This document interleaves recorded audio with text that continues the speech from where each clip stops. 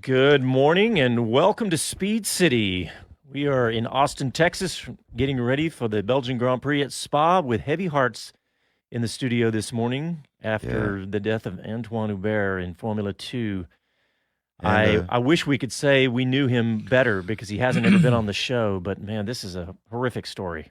It is an horrific story. Yeah, he's on my radar. I don't know him, but of course was a Renault Junior driver. So he was in Mia Sharazam's program, and as you know, Sabra Cook is working at Renault at the moment, and she would have known him. Well known around the paddock. He's been around for a few years. Tragic, absolutely tragic. It's so rare, especially in a race situation. To have something happen like that. And I know that Juan Manuel Correa of the USA was also involved and was badly injured. And heavy hearts for everyone, I think.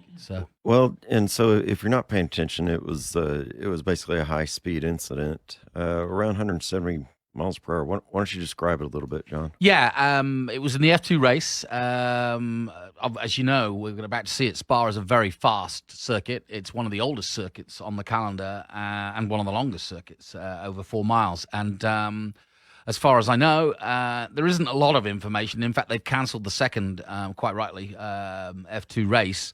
But the bottom line is he hit a barrier and then was collected by Juan Manuel Correa, who then hit his car. So clearly, I don't know the extent and what happened and the details. I probably don't want to know, but I do want to know because we all need to know, because just as in the case with Jules Bianchi,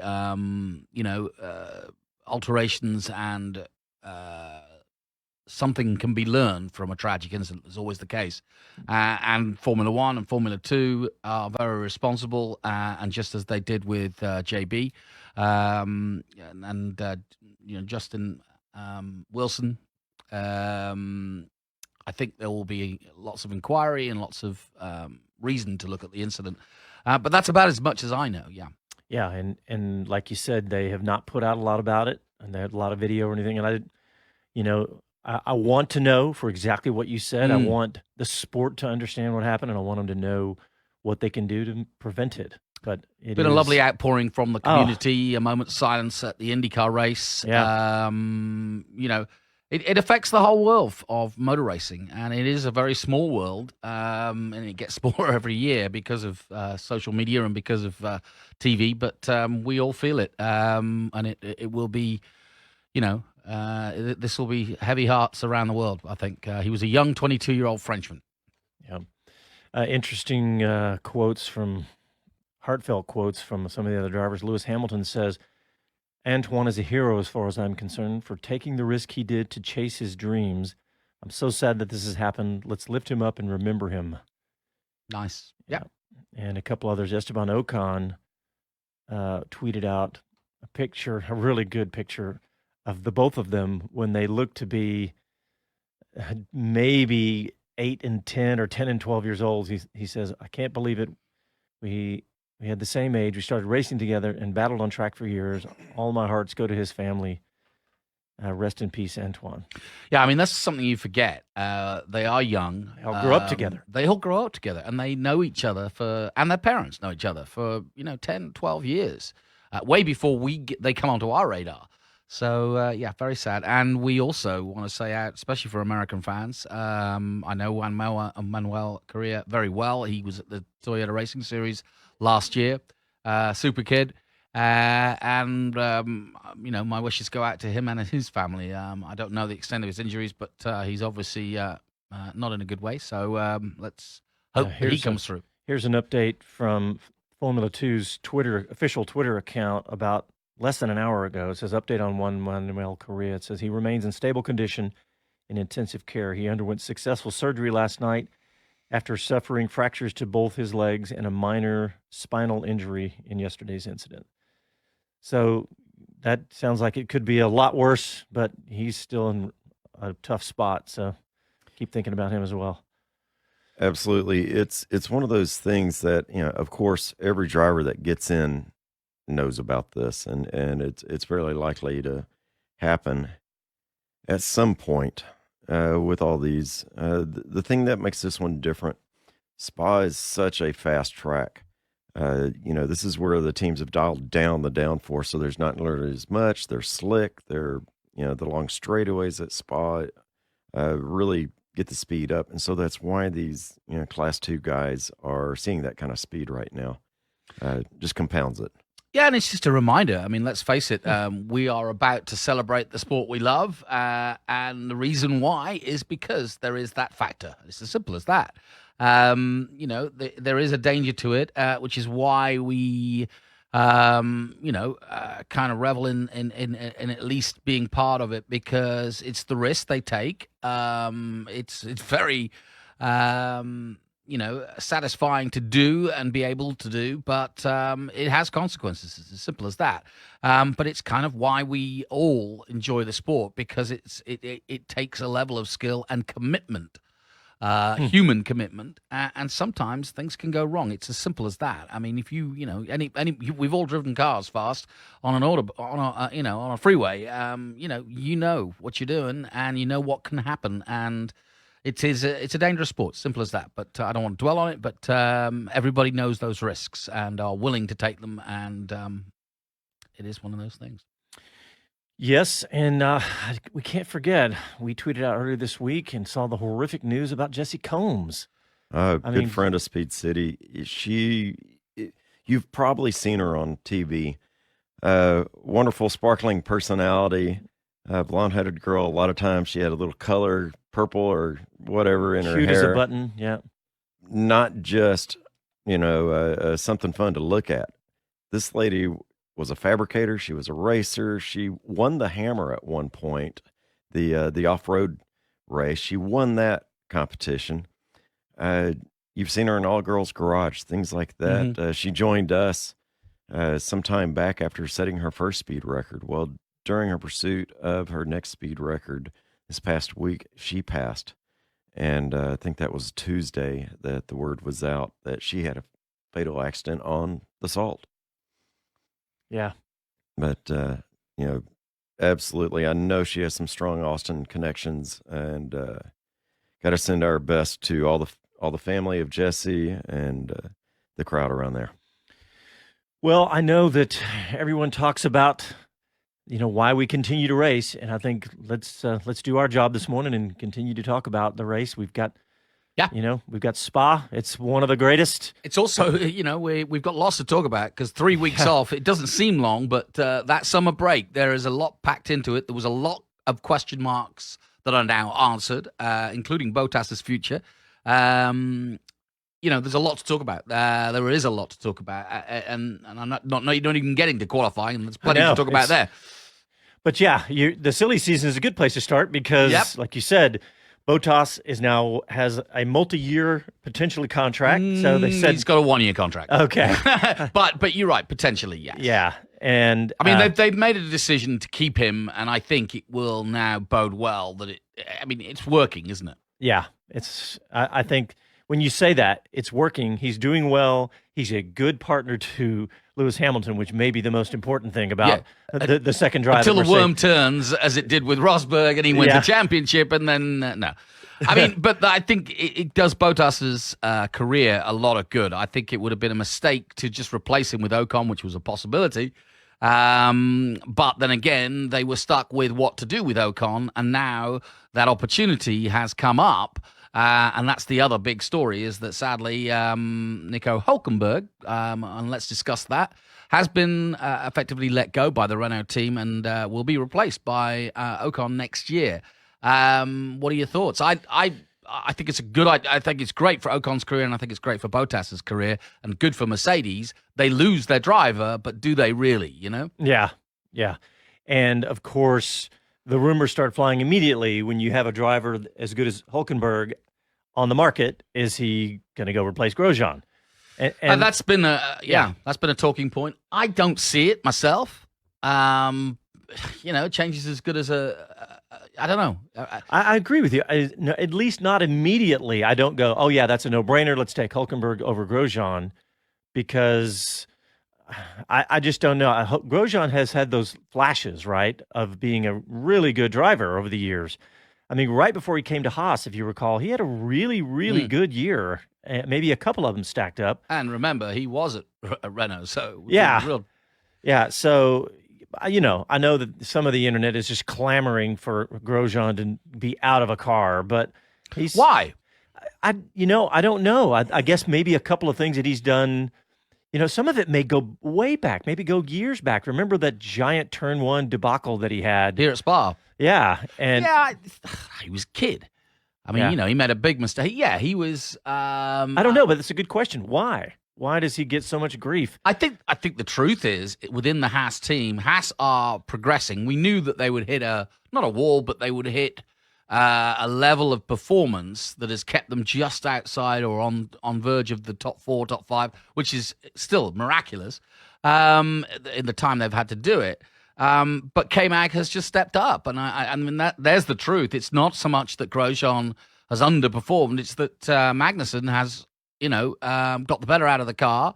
The problem they've had this year is that Grosjean's just not been happy, and has gone back to old spec, and is more comfortable with that. Whereas K-Mag has kept with the program, and that is an important factor. It's a moving target motor racing, and if you can't get the best out of the latest, then and you're going backwards because you feel more comfortable, unless you're winning races with the more, it kind of skews the pitch a bit because they don't know how do you develop a car if you're using old material. Yeah, and that Gunther Steiner also said he's interested in Hlkenberg too as part of this whole story. But right, Les. And I think it's really important what you were saying, Jonathan, about being able to adapt to the new car. Because we're about to get new cars, guys. 2020 is going to be a substantial change. 2021 will bring even more. Do you want a guy that can adapt at this point? Honestly, when we hear stories like that, when we hear things about Grosjean wanting to go back to the old setting because it feels better, I have to have that thought in my mind. Is it that he's not able to adapt, or is it an engineering setting where that car was better and faster in that setting, and it's on the engineering team, not the driver? And so that's something I can't really answer. But as we look at 2020, who's going to respond and who's going to handle it? Well, two things I would say about that is Haas are a development team. They need to develop. They need to progress, whether it be incrementally, small by small. And if you're not finishing races, which Grosjean has been susceptible to, both he and Magnussen have had some comings together that are unnecessary. That's a problem. Is Hlkenberg a safer pair of hands to develop a car? He's not been a winner, but he's always been there and been around and has got a lot of experience in Formula One, perhaps more than most. The other question is, Magnussen and Hlkenberg do not get along. Oh, yeah, that's right. Quite clearly. Yeah, on track. Yeah. And Gunther Steiner was asked that about this week by Sky Sports, and that had a good response. So that's what Gunther say. He actually said, no, they are professionals. They would get on with it and all this sort of stuff. But I wouldn't want to manage them. They have a lot of bad history. I mean, really. I mean, especially sort of verbally on the radio. Yeah, that's what I was thinking. The guy's an idiot. He doesn't know how to drive. And this is Hlkenberg saying he's in my way. Of course, that list of people saying that about Magnussen on track is somewhat long. So. I mean, Magnussen's got a reputation, just as Verstappen has, of being over aggressive. We love it because he's our guy. If he wasn't our guy. Yeah, the difference is Verstappen's in a top 3 car and Magnussen's not. So it's like the old saying that guy's an idiot because he's driving too slow, and that guy's a maniac because he's driving too fast. Because it's in the whatever car you're in. But he definitely has a lot of people on that list. So. All right. So do you really think Hlkenberg is a viable candidate for Haas? Yes, I do, because I think Haas has maintained the team status quo for 4 years now, right? He was there at the start. There was rumors of him leaving last year, but Gunther said no. He has been faithful to us. We will be faithful to him. I think Grosjean's getting frustrated. Maybe it's it might be mutual. Maybe he's looking for a change in some ways. I'd hate to see him leave Formula One. Having said that, there's so much young talent coming up. that it's, and there's plenty of Ferrari Academy drivers that would love. I mean, that's the other way you got to look at it. If we're going to talk about Red Bull in a moment, but if you look at the ladder to Red Bull, you look at the ladder to Red Bull, then look at the ladder to Ferrari, and of course that Haas seat is a prime junior Ferrari seat. Yeah, absolutely. All right, guys, well, let's go ahead and take our first break. And we're now about an hour out from the Belgian Grand Prix at Spa. You listen to Speed City. We're live in Austin, Texas. Back after these messages.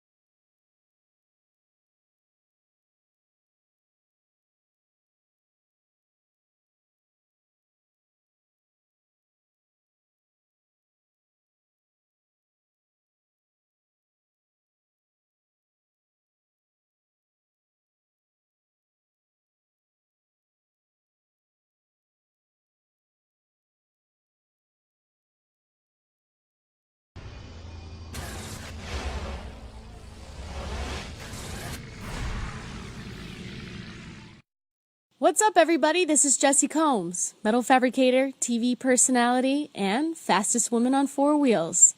And this is Speed City. You're listening to Speed City F1 on SiriusXM. Rest in peace, Jesse Combs. Rest in speed. You've done it. All right, boys. Let's jump back into it here. I think we're going to jump into the qualifying here in the next segment because it was great, man. It was a good qualifying. It had everything from huge gaps from Leclerc to the field to fire and smoke and all that. So we'll talk about that here in a minute. But let's talk a little bit more about, you touched on it, Les, the rules for 2020. And we also got a 2020 calendar, too, that was officially released this week. So we got a little bit to talk about. But yeah, go ahead, Les. I know you wanted to talk about that. I'm excited because I got to check into Sky Sports, had a great interview with the man, Russ Braun. Went into a lot of details, talked a lot about what's going on and in the mindset of FIA, in the mindset of F1 management, and more specifically, the teams, how they're responding to it, if they're backing all the moves or not. It can be quite chaotic when you have to take all those considerations and personalities in. Absolutely. Yeah. And, every team's got their own agenda. Yeah, I think, you're right. I think it's one of those sort of like, once you start tweaking, I mean, look at these guys are perennial tweakers. That's all they do all day long with their cars. Yeah. So give them something to really play with. Give them a piece of dough and that involves blank slate that involves their money and varying amounts of money. I just was looking at Gunter saying, well, mess with the rules, but if it costs more money because we do everything differently, and then there's the other way, which is, let's see what works. Well, yeah, and that's where I feel like, F1 is because we're accustomed to no budgets basically for some of the teams, and we get to see those crazy things. No budget coming in. limits, yeah. And it's just like, what can we do that really doesn't mess them up? And that's where, we talked about brake pads, brake manufacturers, all of that kind of thing at one point. Do you standardize those? Well, quite honestly, that's quite a serious component in this that folks, each of the teams handle differently, how they can deal with that. So I'm not sure where to go when we start talking about that's a great subject, though, because if you can pick things that everybody's going to use and just standardize it on it, first of all, you get the economies of scale. Okay, well, all the teams are buying this. Okay, say it's a starter or something benign like that, but not, and we've talked about front wings and all those different things. But if you could do standardization across certain components, that'd be a great thing, I think. Yeah, and I couldn't agree more. And especially as what they've discussed it as sight unseen developments. In other words, things that you, as a viewer or a fan, you don't see. And that are not crucial to the performance. Like you say, an ECU or a brake pad that you're not going to. If everybody's got the same, it kind of. But then then you go crazy on the other design parts, or you can spend more investment in the wind tunnel with your aerodynamics and so on and so forth. So yeah, I'm all for that. All right. So what about some of the other components of the changes? We've touched on. We've heard them touching on different parts of this. But is there anything caught you guys' eye that one was to mess with formats on a Saturday to maybe have some qualifying races, and jumble it up a little bit, try a few things, and I'm up for that. I think it's a good idea. I think there's no question. We all agree that Formula One has got to look closely at its competitive nature and the sport as a whole. Because it's not there yet. We still don't have enough overtaking, and I still think we have. We sometimes we get overly excited by literally one battle, and can we not find a way of creating more drama? I think Russ Braun is looking at that. He understands the passing is exciting. It's got to be, and we've got to get more of it. Yeah, in fact, we've got this clip from, is it Sky Sports? Sky Sports. Yeah, from Ross Braun. And so let's go ahead and play that now because it's a great insight. I think it's a little bit better than Brexit. Okay. I thought we weren't going to mention Brexit. But, October. October is when we've committed to being able to present all the regulations, get them signed off, and then the teams can get started. How's it looking, though, behind the scenes right now? Pretty good. The objective of the regulations was to make a much more raceable car, but also, sort of behind the scenes to improve the economic impact that the car has, in the sense of looking areas where we felt parts could be standardized or parts could be made to a prescriptive design to make economies. And the basic premise was, if you can't see it, why do we need to spend a lot of money on it?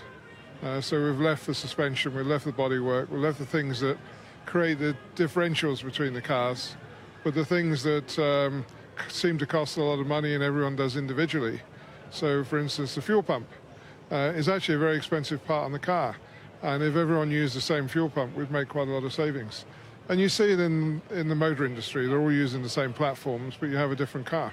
So it's the approach we're taking with these rules. So maybe we can do a bit of myth busting then, because in the paddock, the stories are running around that the top three teams don't like the new cars, not going to buy into it, don't like the idea of part sharing because they're heavier, they think they'll be lower quality.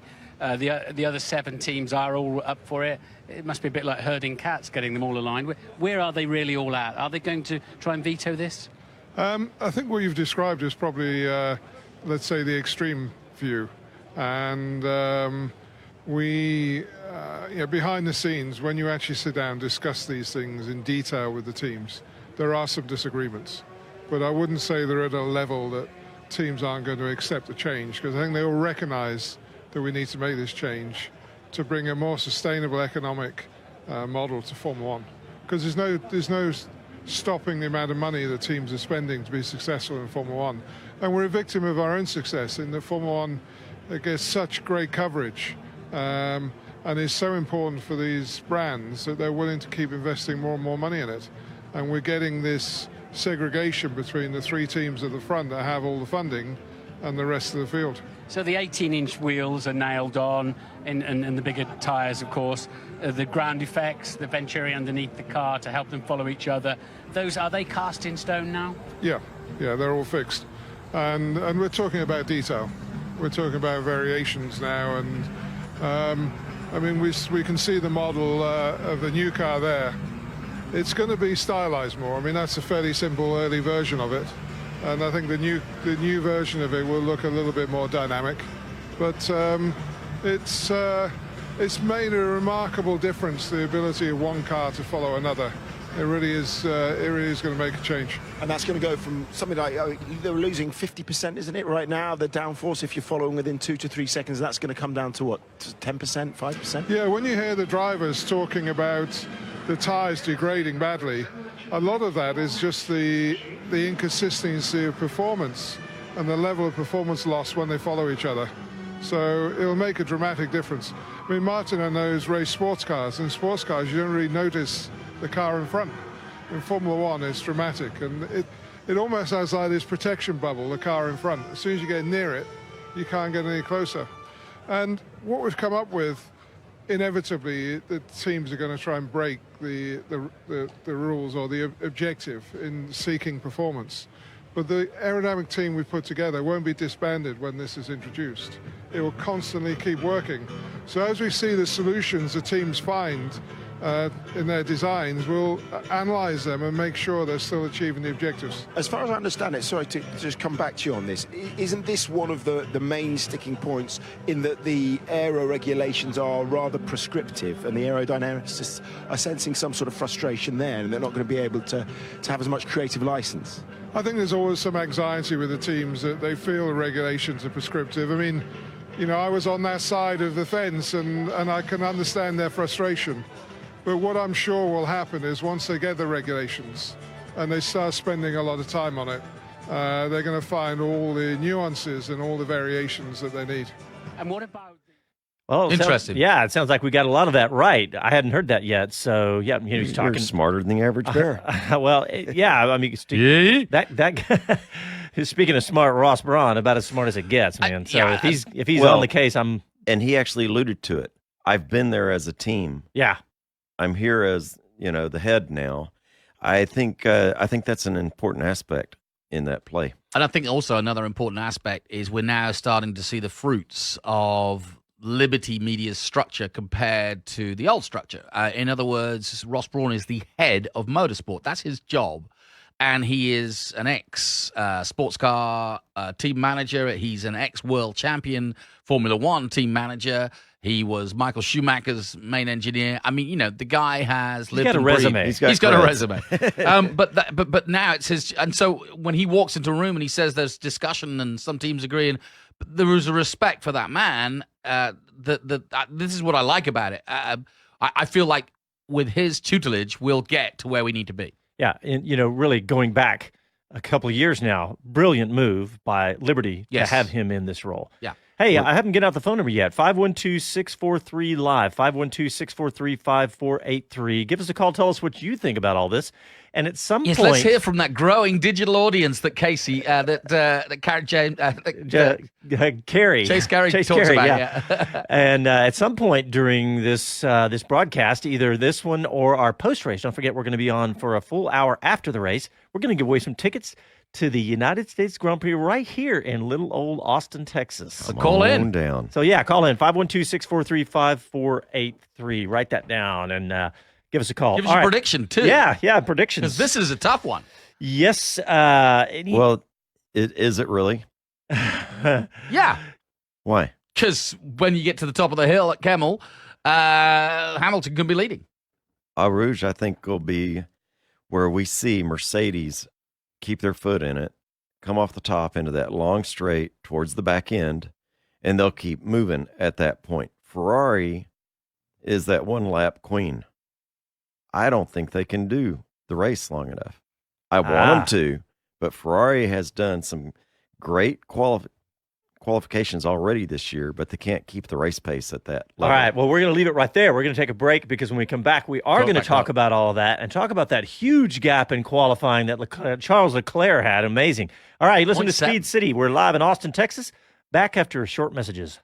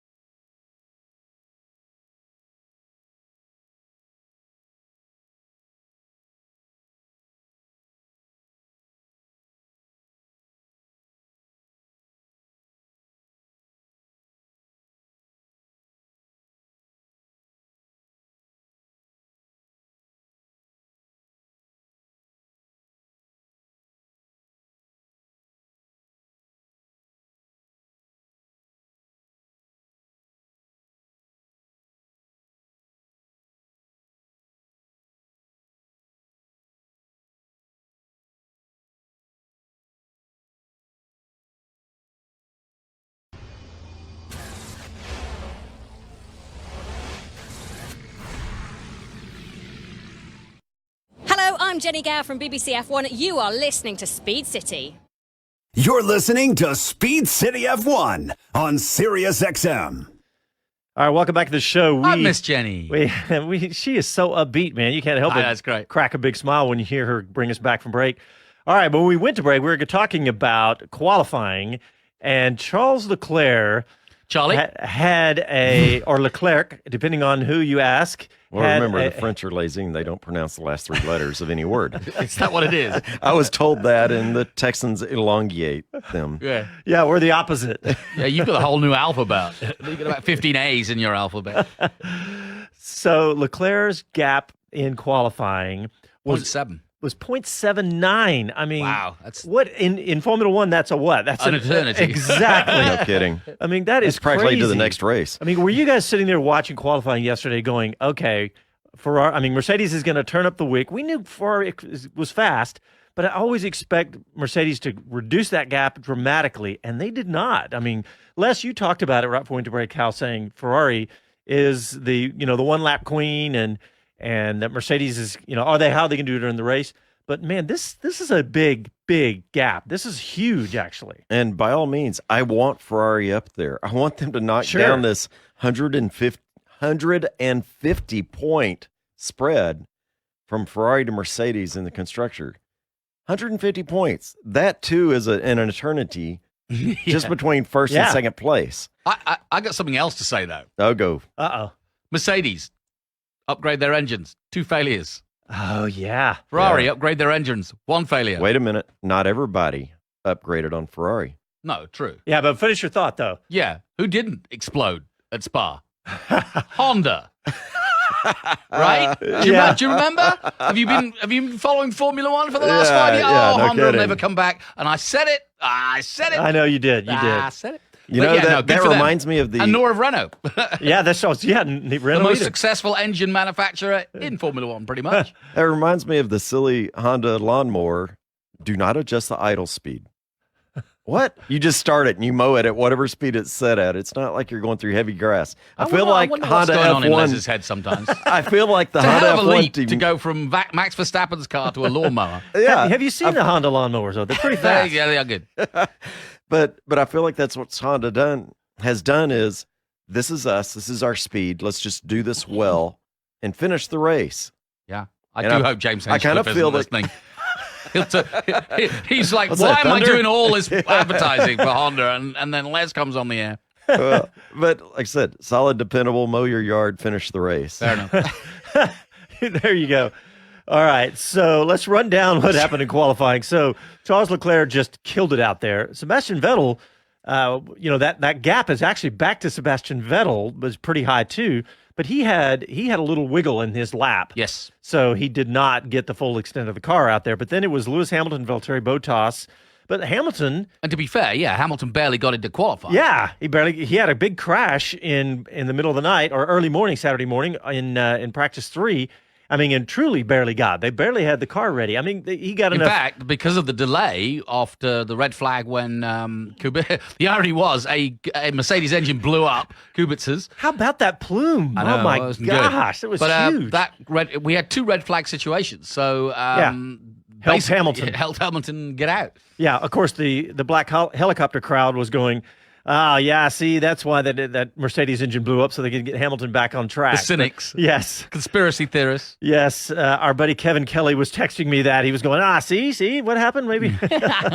But it is significant. I mean, going into this Grand Prix, Mercedes have got to be thinking, why, they've got to be looking at Williams and saying, why did it fail? This is an upgraded engine from Mercedes, mind you. These are customers. So it's Mercedes' problem, as it were, and they're the same engines, presumably, that are in Bottas's and Hamilton's car. So, Hamilton says, I'm not worried about it. What can I do? But, you asked whether they've got the pace. Did they turn the wick up to 11 for qualifying, or did they just go, you know what? I think they turned it up to 12, and that's what happened. Ah. All right, so coming down the grid, we talked about Lewis Hamilton, Valtteri Bottas in 3 and 4, then Max Verstappen in 5th, Daniel Ricciardo 6th, Hulkenberg in 7th. What was their gap? It was about 3/10 between Ricciardo and Hulkenberg. Renault looked good this weekend. Yeah. Particularly Ricciardo. Yep. And then Kimi Räikkönen in 8th, Sergio Perez 9th, and Kevin Magnussen, one of the Haas cars, got into Q3 in 10th. And then Grosjean in 11th, which you could argue is a better spot than 10th. So his choice, Yes, choice of tires. yeah. And then Lando Norris, Lance Stroll, Alexander Albon in 14th. We hadn't even talked about Albon. Yeah, I know, that's the other big story. That We may be haven't the even- biggest story, of the whole How did we miss offseason, that? whole summer's break. So Yeah, we got to talk about that. yeah, and then Giovinazzi, Gasly, Sainz, Kvyat, Russell, and Kubica. The one thing I will say is it is a very topsy-turvy grid, and I expect to see some fast runners from the back. Simple reason that Albon, for example, Kvyat, Kubica, they've all been given penalties, and Albon is starting at that. I mean, talk about pressure. Here is Alex Albon. 6 months ago, he was racing Formula E. Yeah. Or he was about to race Formula E, and he gets the call up to go to Toro Rosso. He does a handful of races with Toro Rosso, and now he's with the big boys at Red Bull, and is Verstappen's teammate, chalice of death, i.e., not the hardest job in the world is to try to be up against the 21-year-old fastest guy who's fastly approaching 100 Grand Prix when he gets to Coda. So not an easy job. And he's thrown into the hardest circuit in the world and then given a penalty because he got upgraded the engine. He upgraded his engine, and now so we'll start at the back. So no pressure. No pressure. I mean, that's a pretty meteoric rise by any standard. Yeah. Plus all of this on top of that. Did you guys see his face during the interviews? He was just kind of like, I can't believe this is happening. Well, luckily, he's a Buddhist. He's a Thai Buddhist, and he just, what will be, meditated. will be. Yeah, what there will you be, go. will be. What will be, will be. What it is, what it is. Is It is that what the it is, modern day Red. version of Buddhism? Yeah. I hate that phrase. It is what it is. I was like, what do you mean by that? Hey, there's what's right, and never the twain shall meet. Oh, all right. So anyway, back to Racing Arizona. Yeah, back to Mercedes and Ferrari, and so Les, I'm not going to argue that. I mean, is that your prediction? Is that what you're going to say? Is that you don't think Ferrari's going to be able to win this race and keep that I'm afraid speed? so. I want them up there. Of course you. Yeah, we all do. Them up there. Somebody else up there. Yeah, just about anybody. I mean, at this point, I think, like I said, looking at that, and those are the numbers, folks. 150 points between Mercedes and Ferrari as a 1-2 positioning. That is huge. I don't see that Ferrari's going to be able to catch up with that. That's 6 absolute wins without Mercedes-Benz being in the point, just a match even. And it's not going to happen. Let's not forget, Ferrari. Let's say this slowly. Ferrari has not won a race this year. I mean, you figured something would happen by this, 12 races in, that they could have won a race somehow, some way. But that's pretty ugly. I love the expression. I forget my English expressions until I listen to Sky again. But Sky said, it's an open goal for Ferrari tomorrow. And what that means is that's a good old soccer expression, which means the goalkeeper's gone, there's no defenders. Yeah. You have an open goal. If you don't score, you're an idiot. And frankly, that's where Ferrari are here. They have the front row lockout at the fastest circuit in the world. They have the fastest car. Like you say, it's touch and go as to whether they can have that longevity, but they certainly have a chance with the way that Eau Rouge is and the way the chemical to control the race at the front. And if they're smart, I mean, yes, maybe they'll race to the first corner, but if Leclerc gets through that first corner, it is Vettel's job to help Ferrari win and let Leclerc get his first win. That should be the plan. You know what, though? Absolutely, you hit it spot on. But also, if Ferrari is this fast, we always think of, have they turned it up? And is the engine on the ragged edge? Okay, well, if they have this kind of gap, turn it down a little bit and get a little reliability in it. We have seen some mechanical failures from Ferrari this year, so maybe they can turn it down a little bit and use that. Both positions at the front to manage the race and take a win here. Well, The other question comes up, why did Ferrari's customers get the upgrade and Ferrari didn't? And there's speculation and there's, some conspiracies around that. Are they expecting them to blow up? Are they not that well engineered yet that they don't know what this engine's this upgrade, let's just call it a revision. Well, hang on. To me, man. If you're the manufacturer and you're doing an upgrade, you want it now because you're 150 points behind the leader. If you're not that confident in your changes, sell it.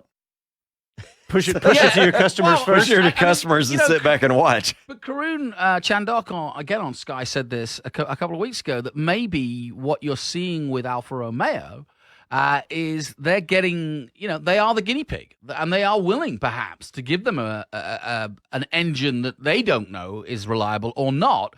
Give it to Alfa Romeo, not so that it'll blow up, but to try it's their risk. And we saw Giovinazzi, Joe, go bang yesterday. Yeah. So I don't know. I mean, but that in some ways makes sense. So where are Haas? Have they upgraded? Yeah. No, but have they upgraded? Engine-wise. Yeah. Yep. I believe they have gone through the upgrade as well. I actually did not look specifically at them.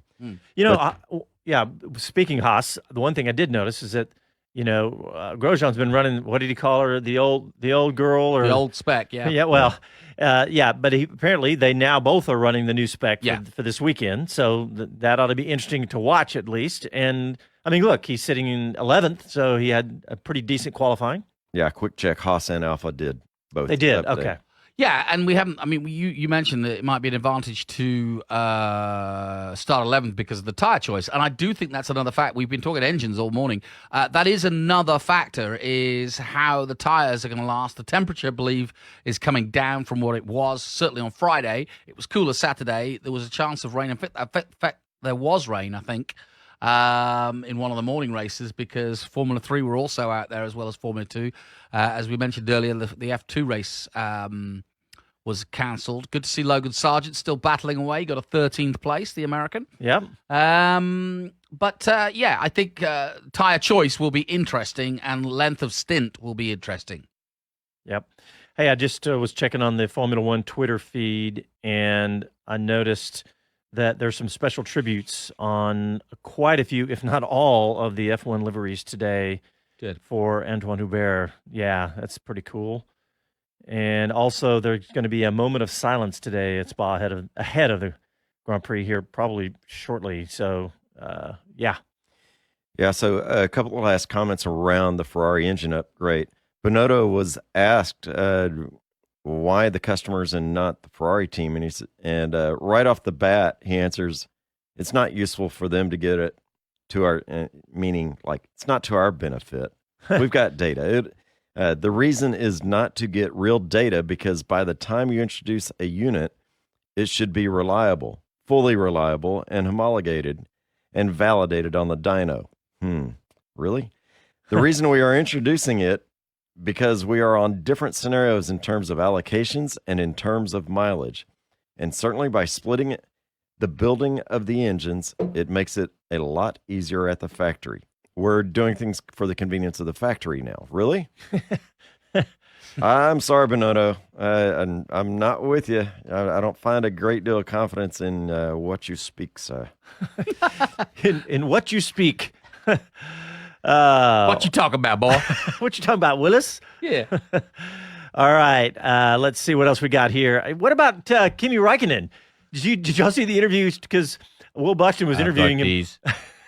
Well, he said I don't think there was an official release of what happened to Kimi Räikkönen. He injured his braking foot.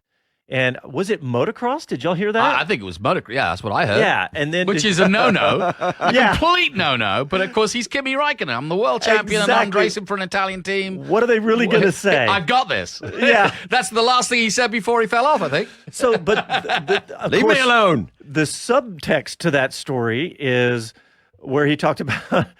He said it's sport is dangerous. I should be on my sofa drinking beer.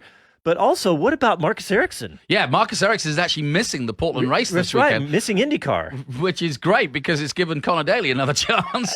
Yeah, Ericsson is still, even though he's now gone to IndyCar, which is great for him and his career, he remained the reserve driver thinking, I won't need to do it. Now he's got the call-up. But Räikkönen clearly did a pretty good job yesterday getting into Q3. Yeah, quick trip to Belgium for a cold beer. And exactly. He's got a vacation. He's headed back to Indy. He's got a paid vacation the week off and get to go hang out in Spa. I just saw a lovely shot there. That was great. Magnussen, K-Mag getting interviewed by Brundle, and Gene Haas was sitting next to Magnussen, and Brundle's like, "No, don't go anywhere," and Gene's like, just pushed him away. Gene's not big on the old media thing. Yeah, that's funny. Well, he likes us. Yeah, well, yeah, I just don't think he likes you Brits. What are you saying? Maybe. Yeah. I'm not Gene. I'm Gunther. Yes, thank you, Gunther. Thank you, Gunther. I'm not Gene. I'm Gunther. Yeah. Back at you, buddy. There you go. No, he's got him. He's chasing him now. Run, Gene, run. Go, Gene. Oh, no, he's talking to him. Nah, Brundle's all right. He's made it. All right, well, while that happens, we're going to go ahead and take a break, our last break before the race. So you listen to Speed City. We're in Austin. Back after these messages.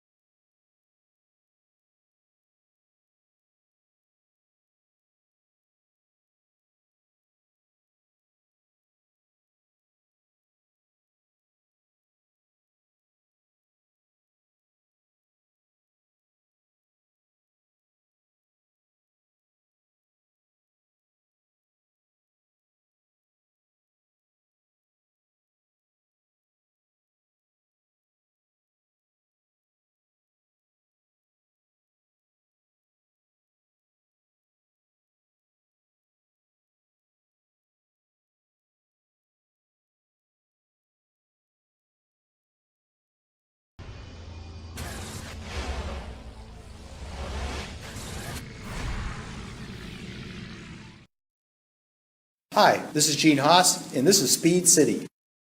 You're listening to Speed City F1 on SiriusXM. There's Gene Haas bringing us back. He does like us. He didn't stay in front of the microphone too long with Brundle, but we saw Jackie Stewart getting interviewed. Hey, did I tell you I'm a 3-time world champion with a funny hat? Nicely played. I was setting you up. And pants. His plaid hat and his plaid pants matched. Bingo. They always do. Bingo. Bingo. Weren't they a band in the 80s? Oh, look, there's Chase Carey. There's the boss. That's a- your mate. There's my buddy. Yeah. Your buddy. He's got his handlebar. His handlebar mustache does it. It's kind of wilted a little bit right now. Might be a little You windy. think? He's been working hard. He's been having to groom it. Very important man in the future of... Yeah, no kidding. In fact, maybe the most. What I do find interesting is that they are not moving away from what has been a continuous story of building in the USA. It's great news for us. They are convinced that there should be 3 Grand Prix, including COTA, in the USA. Miami, obviously, is still very much a potential. Vegas, they were in Chicago. They're looking to progress. And in fact, this is also based on stats that they're receiving from an audience that they believe is growing quickly, especially digitally. Yeah. You know what was interesting? So this week I saw a point come up, and y'all are going to scoff, but take 10 seconds and think about it. Formula One on an oval. Definitely a double scoff. Not gonna happen. Thank you. That was the voice of reason. But imagine, that would essentially create I looked at that and I did exactly the same thing. Pff, you're nuts. But wow, I thought about it longer. I can't see it. I don't know. I've got a I don't need think longer it'll than happen. 10 seconds. I don't think it'll happen. Do you say you're nuts? I got a steering wheel in my trousers. It's driving me nuts. But I don't know. I don't think it'll. I'll tell you why it won't happen, because of the debacle of Indianapolis when Formula One did go to Indy, and while they didn't do the oval per se, they did kind of scrape around it a little bit as part of the thing. I just don't see it. I don't know. I'd be open to it. But I'd really like to see where somebody. Did you hear that? Or no, it's just a discussion online I saw and said you got to get if off they those really want to forums. reach American, throw an F1 car on an oval. I don't see it. I you really know, don't. I don't. I see can't either, imagine but it happening. But the curiosity for me is there. Yeah, I'd like to see some F1 cars on an oval just for that comparison, if nothing else. Yeah. Yeah. Okay, I'll tell you why it won't happen. And it goes back to Ross Brawn, and it goes back to what we've just seen. Look at Indy. The Indy car on the oval is a completely different car than it is on a road course like we're going to get in Portland today. But the Indy car is so much simpler in terms of standardized parts and in terms of, having to do that. Yeah. So they do literally have 2 different cars, certainly aero package-wise. So imagine Formula One doing that. The cost would be exorbitant for one race. Yeah, good point. Yeah, I really got to thinking through it. Yeah, it would get a lot of American attention, that one race. But I don't think it would be viable. That might be the discussion on the forums, but I know from talking to Sean Bratches myself and listening to Chase Carey, their attitude is that street racers, taking it as Formula E has done to the cities, is the way to go, especially when you're trying to grow the audience. You can't have it in remote places. COTA is remarkable, and you're not going to have somebody, very unlikely, build another one. It's too much of a risk in this day and age to build a spec circuit like that. COTA's now got the perfect schedule with Indy and Formula One and MotoGP and so on. But I can't see somebody else spending $500 million anytime soon to build a purpose spec built FIA Grade 1 circuit. Maybe that's your argument for the oval. They're already built. Yeah. I mean, I agree. Maybe it did take me longer than 10 seconds, but I agree that it seems crazy unlikely. But, they are built. They're ready Darlington, to go. let's go. Let's go, Bristol. Boogity. Bristol. Yeah. All right. Hey, I want to shout out to the people that are watching on Facebook and Twitter. We're live on both of those right now as well. That's pretty cool. That's been working out good for us. So, yeah, if you ever want to tune in that way, you can tune in there and throw some comments in there as well if you got any questions. But also you can call in 512-643 5483. Write that number down for the post-race show. Are we on Facegram? We're on FaceTube. 512-643-5483. Want to hear your thoughts after the race particularly. And we're going to give away some tickets to COTA. Speaking of COTA, what are we, 60 days out? Just less than. The race is November 3rd. And as usual, awesome concerts with Imagine Dragons and Pink and all that. So get ready to come down here and visit us down here at COTA. Looking forward to it. Yeah. All right, boys. We are now about 14 minutes from the race. We've talked a little bit. Let's talk about what we expect to see today. Get some predictions going. Yeah. Let's talk about what we expect. Hey, call in 512-643-LIVE. That's 5483. Yeah. Call in and tell us your prediction. And all right, so we've talked about Ferrari or Mercedes at the front of this thing, but let's talk about what else we might see. Like, what do we think Haas is going to do today? We've got both guys in the modern cars. Grosjean starting 11th and Magnussen starting 10th. So not a bad place to start. I think if Haas were to start the second half of the season after the summer break with double points, that would be a huge victory after this debacle of the first half of the season. And, and speaking of that, we talked about it earlier a little bit. You touched on it, Jonathan. You said, they, after 3 years, they had this meteoric rise, better every year. And then season 4, it's been a mess.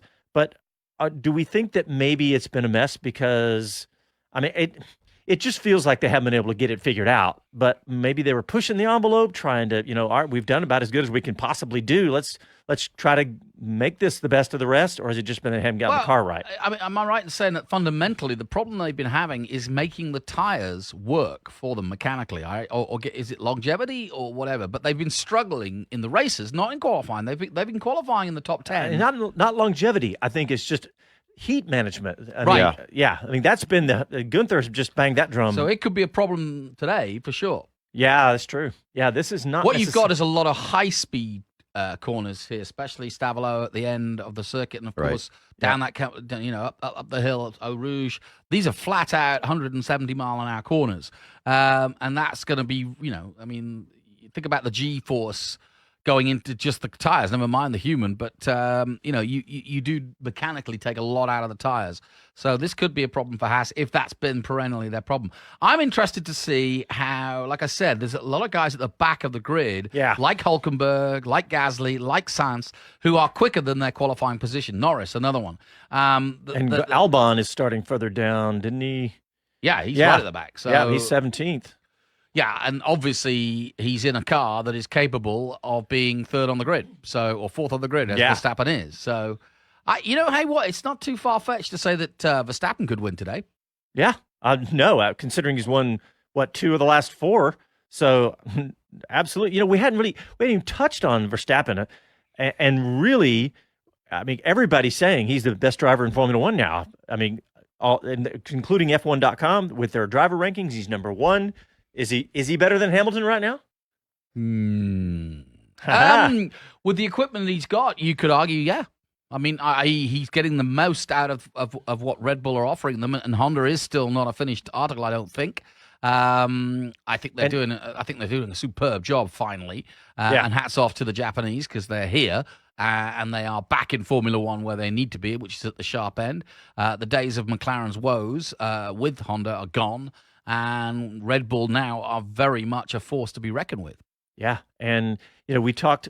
It wasn't that long ago when I was talking about Lewis Hamilton, how he never, ever, ever makes a mistake. He makes mistakes, but they're always on Friday.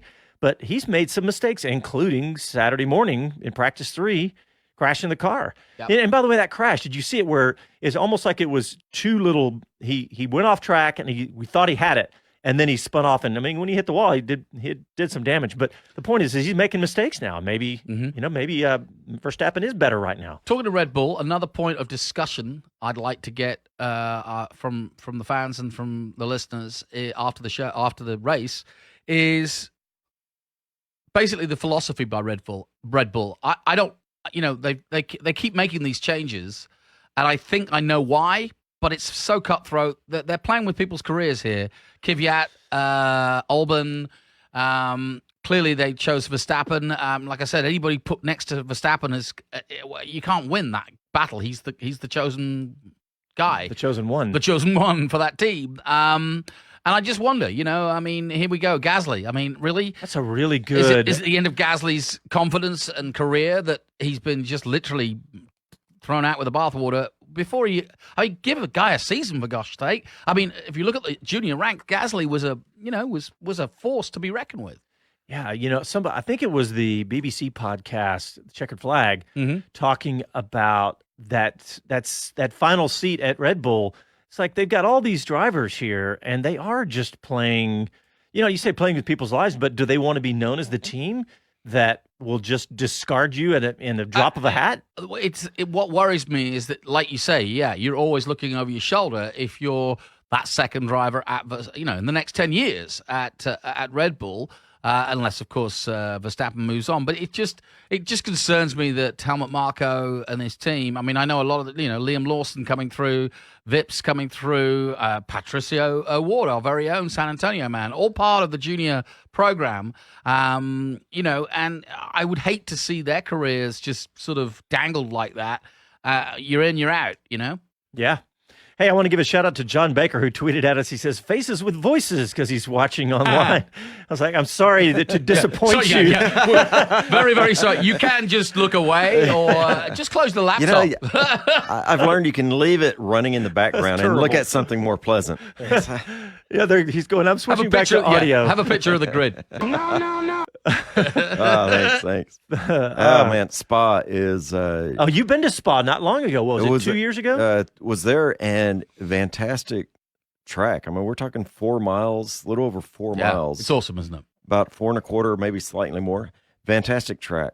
I think it's my favorite. So scenic like no other with the forest. I mean, it took a couple hours on race day to make it all the way around. I really wanted to take in everything at Spa, and I got away and made a point of walking all the way around. Some of the things that were so amazing is the history that goes on at Spa, the legendary fan base that is there. I kid you not, I'm walking by between Eau Rouge and the back, and the trees are, I don't know, they're probably 50, 75 feet off the track. Yes, they are, yeah. And people are in them.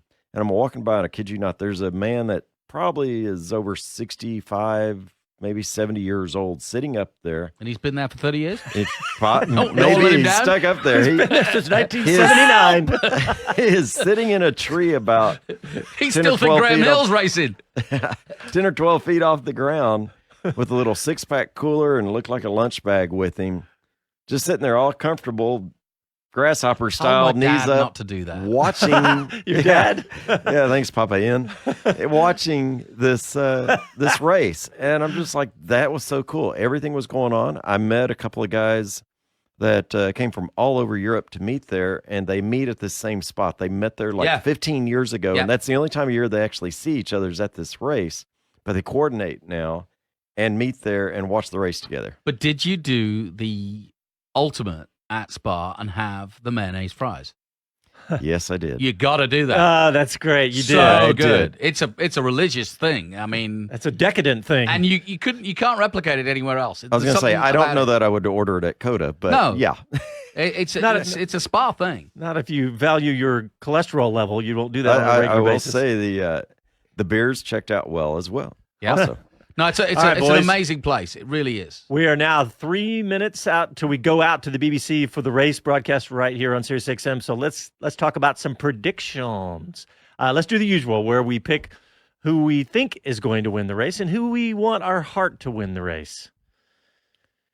Hey, let's start with you, Les. My head and heart come together this week. Ooh. Oh, nice. I'm going to say birthday boy, Valtteri Bottas, 30 years old on the 28th. I think he's sitting pretty. I think Ferrari is going to show that they are a qualifying queen and not a race queen. And I think potentially we may see Hamilton just not keep pace through this. I like your prediction because Bottas he's done pretty well this year for the most part, but he's got a fresh new contract, which means a fresh vote of confidence. Yep. And that's, as we know in racing, confidence is about 75% of what you do there. So, all right, Jonathan, what about you? Head and heart, Leclerc. Yeah. He has not had a win. Ferrari have got the best position they've ever been in terms of controlling a race. And certainly, regardless of what happens through the first corner or the first lap or so, Ferrari should, if they both start well, be able to control the race, manage the race, and work out a strategy to get one of them to win the race. And the presumption would be Leclerc is the fastest guy. He's the hare. Let him go. Okay, before I get my prediction, one quick question with that. Is Leclerc the number one driver at Ferrari now? Whoa! I like what you're saying there. Yeah. Not yet, but give me a call in about 2 hours. Yeah, exactly. I mean, could this be Leclerc and Ferrari's first win of the year? My prediction, my heart is with you on Leclerc. Yeah. Because, I mean, he's that kid that fast, and he's a likable guy. At least, I don't think we've interviewed him, have we? I don't think we've had the chance yet. Are we allowed to go fantasy as well, like Albon from the back to win? Yeah, that's a good fantasy. I like that. Verstappen won his first Red Bull race. Yeah, that's right. Moved up from Toro Rosso, won the Spanish Grand Prix. Wow, good memory. Yeah. We're going fantasy? Yeah. Grosjean, okay. Yeah. That would be so awesome. That would turn the whole world upside down. And by the way, talking of turning the whole world upside down, look at the start of Spa over the last 10, 15, 30 years. That first corner, La Source is exactly that. It can be the source of a lot of incidents. So. All right. Well, my prediction is in fact, I'm going with you, Jonathan. Head and heart, Charles Leclerc. All right, guys, we gotta go. But please tune in after the race and write the phone number down 512-643-5483. We want your opinions, and we're going to give away some tickets to the Grand Prix here in Austin. And stick with the race. We'll be back with you after the race.